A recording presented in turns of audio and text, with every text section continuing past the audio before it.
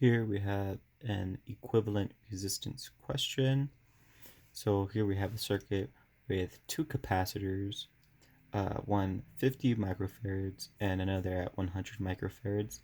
And we have a battery of 75 volts, and we have several elements with 100 ohms, 100 ohms, 525 ohms, 300 ohms, and 1500 ohms. And so quickly to note, capacitors just basically store up charge. So when this circuit is closed and I don't want to say electricity, but electrons are flowing, these capacitors will build up the electrons. So let's say we have electrons building up within this capacitor, and this is flowing outward. The 100 and the 300 resistors will become zero current because this capacitance is storing so much charge that it's not allowing that resistor to light up.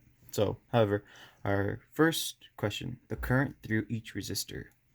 And so what is the current through each resistor and the magnitude of charge on each capacitor plate?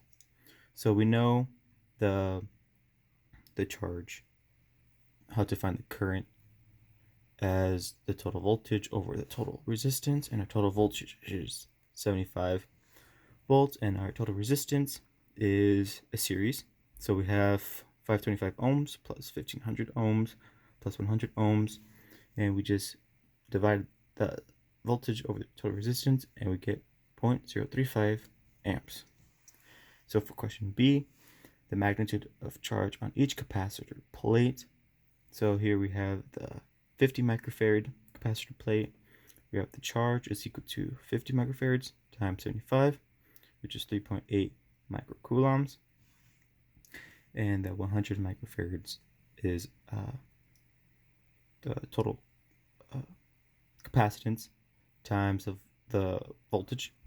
And so we have 100 microfarads times 0.035 amps times 1500 amps, which is equal to 5.3 microcoulombs.